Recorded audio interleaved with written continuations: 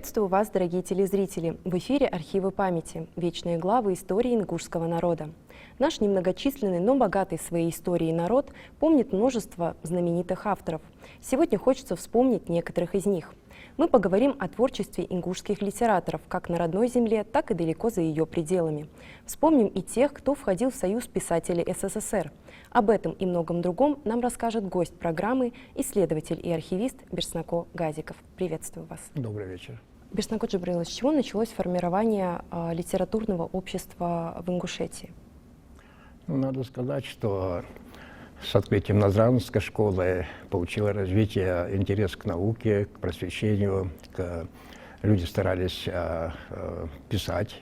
И вот мы, когда просматриваем различные газеты, старые кавказские газеты, другие газеты, мы обнаружили некоторые статьи наших ингушей в различных печатных изданиях.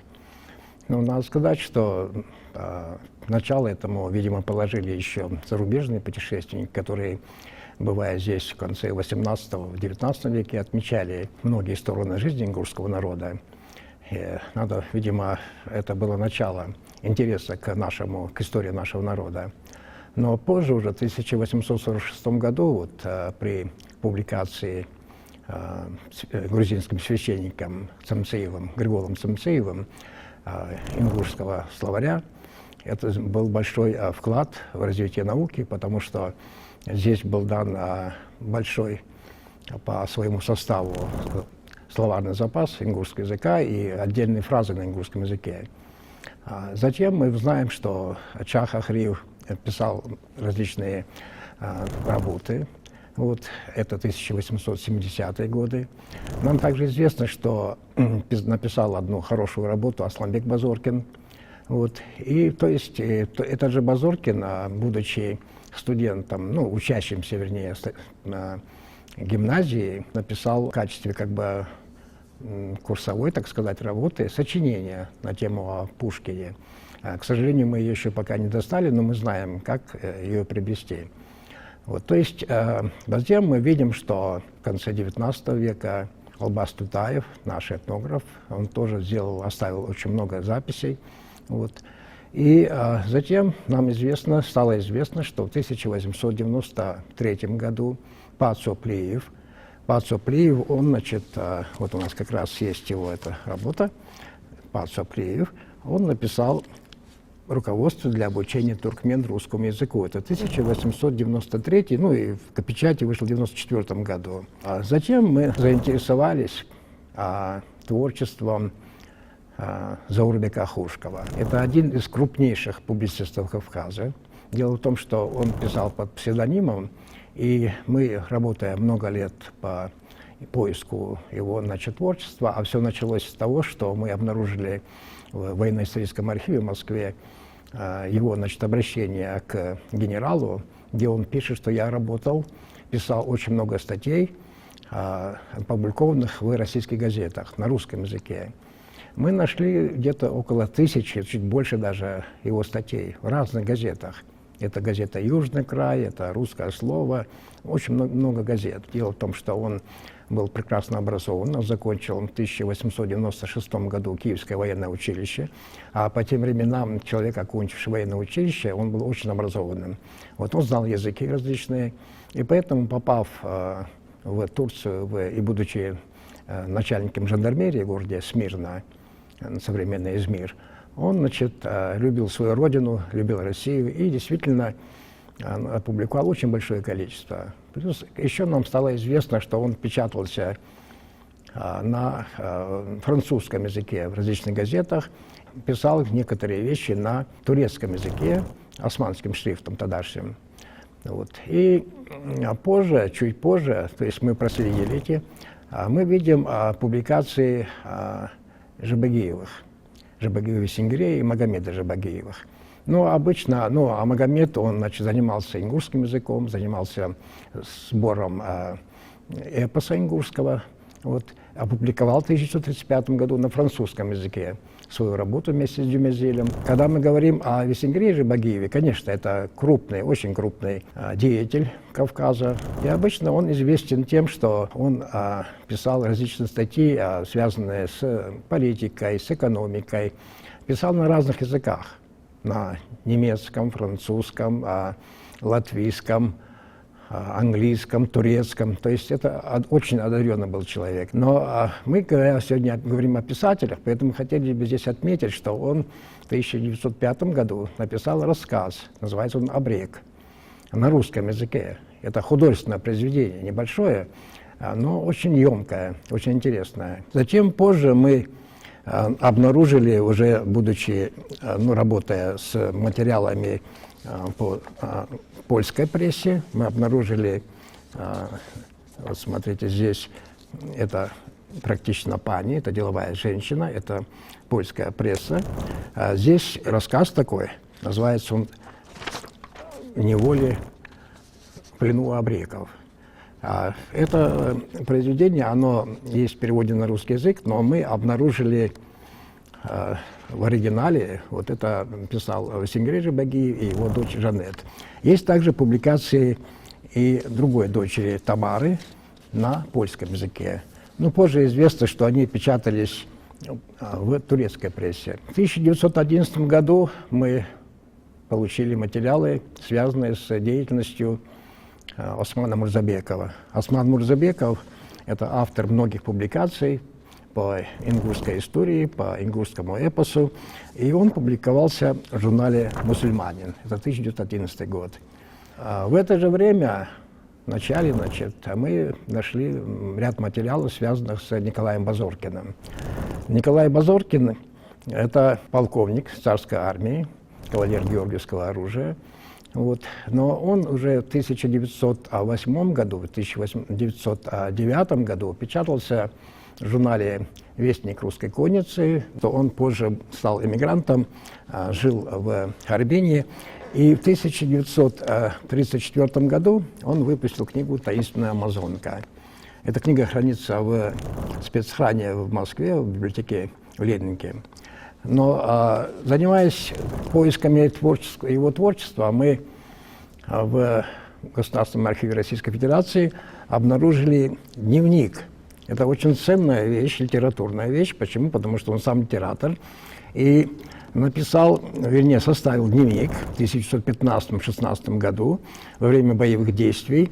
И они интересны тем, что он отразил все события, которые прошли через него. До сих пор его труд, он неизвестен, и мы намереваемся опубликовать в четвертой книге сборника сведений об ингушах. Это где-то около 200 страниц текста. Это будет очень интересно почитать людям. В начале XIX века отметился хорошо многими публикациями, многими трудами Фома Иванович Перепелкин. Это очень известный этнограф, кавказовед. И он писал на русском языке, а плюс к тому он, зная ингушский язык, составил азбуку, и этой азбукой написал ряд сказаний на ингушском языке.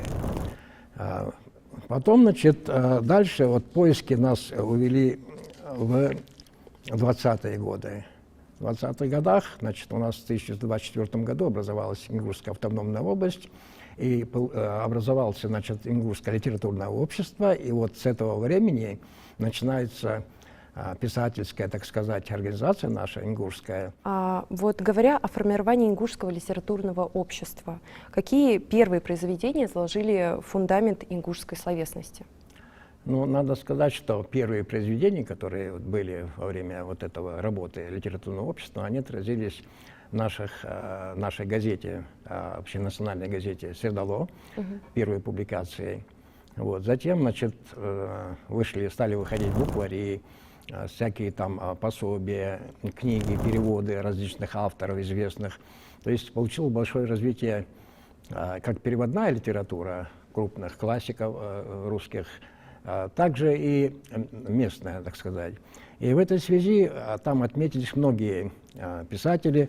И вот есть такое издание, оно называется «Библиографический справочник». Вот этот справочник очень помог нам в поиске многих материалов. Смотрите, Ахрию Лорс. Вот. Его статьи печатались, Ахрию Чах, вот они отмечают. И вот здесь приводится вся литература, связанная с этими нашими писателями. Здесь и Ахриева Нина Чаховна. То есть, и получается, и их работа отмечалась вот в этом... Да, в этих газетах, вот они, Ахриев Ислам Габиртович, Беков Тимбот Дадаганович. То есть здесь в алфавитном порядке идут вот Базоркин Идрис, Базоркин Ибрагим, Базоркин Асламбек, Гойгов Али, Гайсанов. Это люди, которые публиковались в нашей газете. Гойгов Абдулгамид. То есть все те писатели, которые в то время были.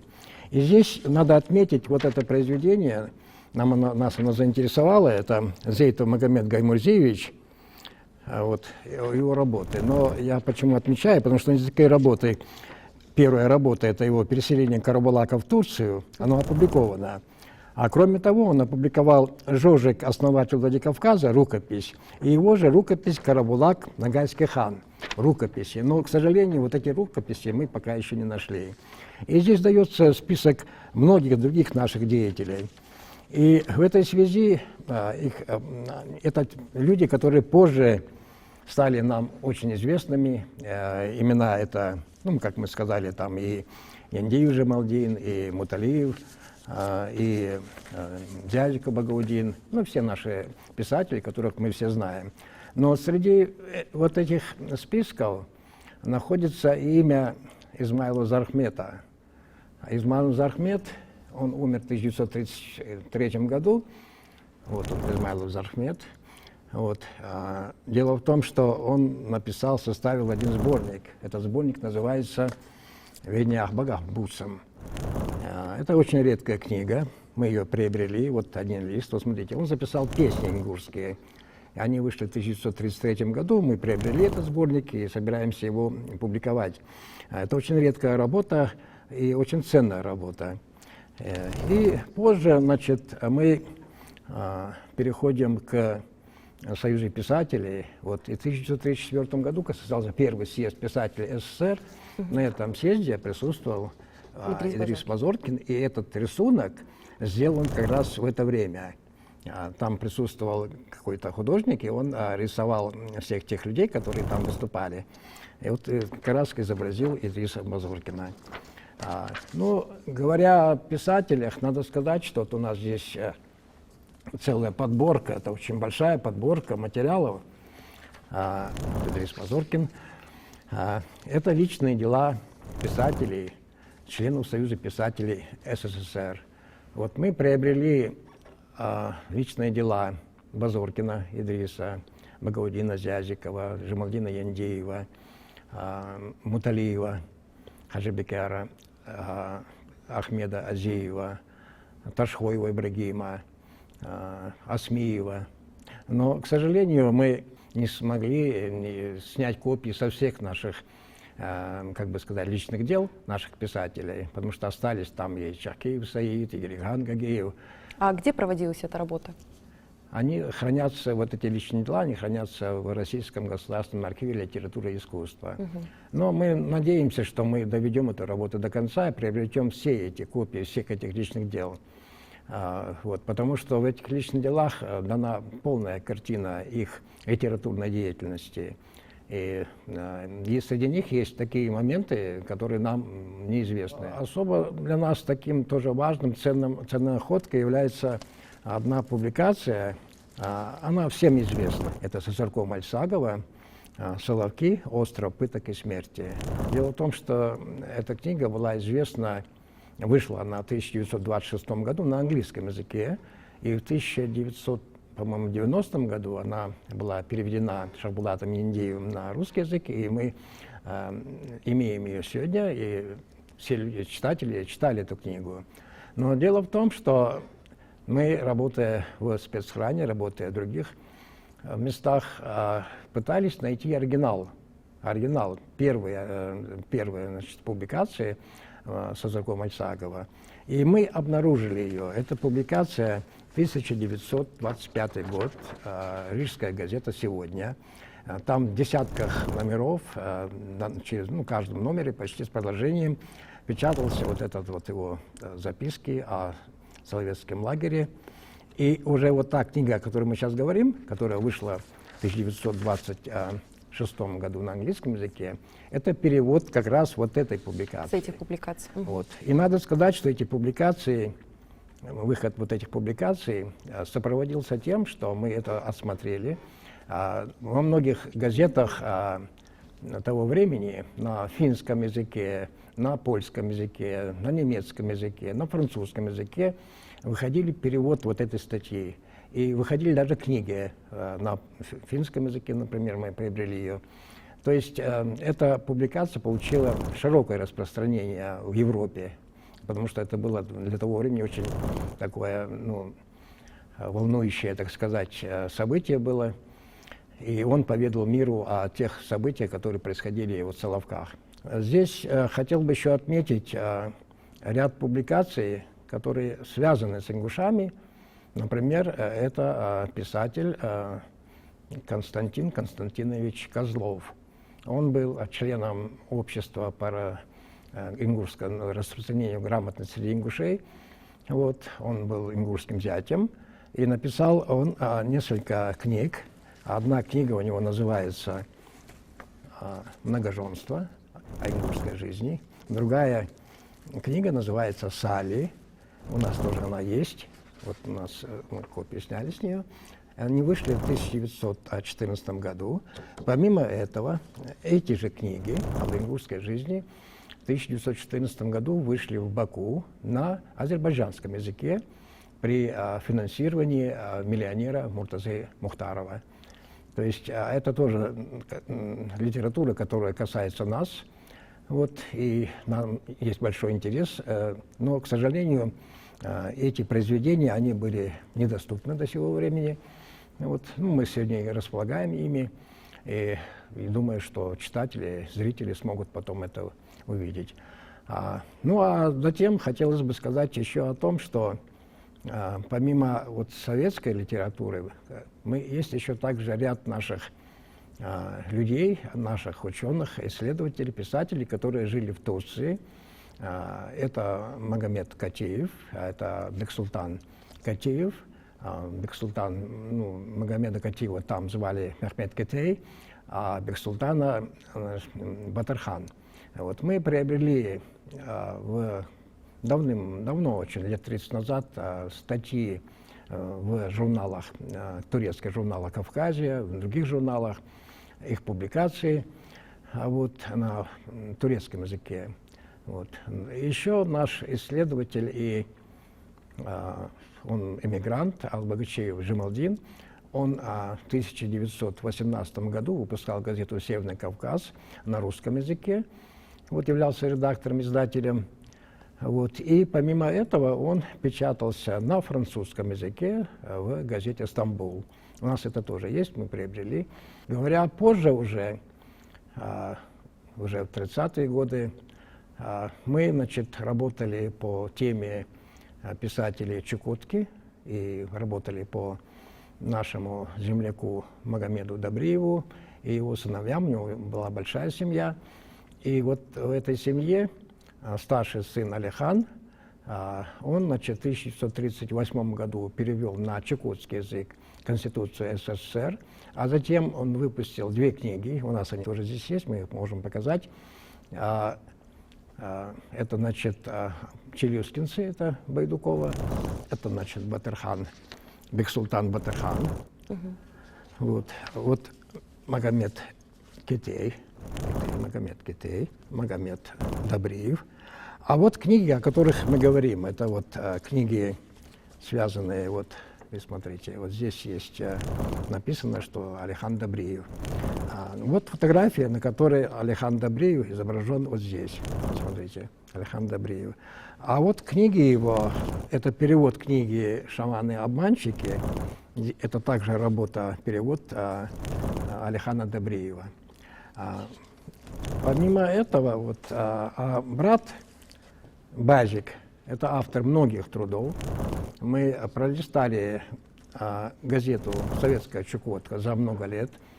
Вот, и обнаружили очень большое количество публикаций Базика Добриева, тем более, что он был 1957, по-моему, году был Всемирный фестиваль молодежи, он там присутствовал. Затем, значит, мы также обнаружили вот публикацию, вот есть календарь чукотской литературы, здесь отмечено также и Вазик Добреев. То есть это люди, которые были у истоков чукотской литературы, и поэтому нам их следует чтить, их чтят на Чукотке, об этой фамилии хорошо знают. Мы почему это все отмечаем, вот сейчас говорим, вот смотрите, хотелось бы отметить, акцентировать внимание на том, что наши люди, наши писатели, они творили на чукотском языке, на немецком, на французском, на английском, на турецком. Шамиль Ахушков, мы о нем говорили в других передачах, он писал в 1927 году на украинском языке, в том числе и на русском писал, и на украинском писал. То есть мы видим, что деятельность наших писателей отмечена в разных литературах, и в разных литературах себя они проявили. И это особенно важно для нас тем, что мы все-таки немногочисленный народ, и дать такое количество литераторов, писателей, которые писали и на других языках, в том числе и сегодня мы пишем и на русском, на ингушском языке. Сегодня, правда, у нас есть люди, которые писатели, которые пишут и в современности, пишут на английском, на немецком, на других языках. Та деятельность наших людей, наших выдающихся людей, которые стремились к науке, к образованию, пытались выразить свое творчество через публикации, у нас этих людей достаточно много. И поэтому их следует знать, их творчество следует анализировать. И надо молодежи, подрастающему поколению говорить о них. И мы должны изучить все их творчество. И в связи с этим возникает необходимость в том, что, например, творчество, например, Заурбека Ахушкова, оно еще не было в печати. То есть оно было опубликовано в тех годах, это 1890-е годы, 1914 года.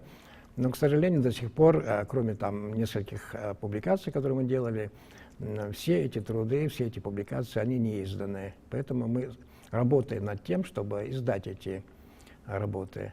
Тут нужна, видимо, и государственная поддержка. Но хорошо, что у нас есть специалисты, которые работают по некоторым направлениям. Например, по турецкому это Марьям Илхароева. Ну и я думаю, что общими усилиями, да, мы сможем это вопросы решить, но главное все-таки это опубликовать эти работы. То есть сегодня, говоря о тех находках, о тех вещах, которые мы сегодня высказали, надо сказать, что это, видимо, далеко не полный перечень, не полное собрание. И поэтому мы полны желанием искать, находить и новые имена, неизвестные публикации наших авторов. Надо при этом иметь в виду, что искать их нужно не только у нас здесь, в Ингушетии, а искать в разных странах и на разных территориях, потому что наши люди выезжали, жили в других местах, жили в других государствах и оставили после себя большое творческое богатство свое. Я думаю, что у нас впереди ждут новые открытия. Будем надеяться. А мы надеемся, что сегодняшний выпуск поможет нам глубже понять вклад ингушских литераторов и их значимость для культурного наследия нашего народа. С вами были архивы памяти, вечные главы истории ингушского народа.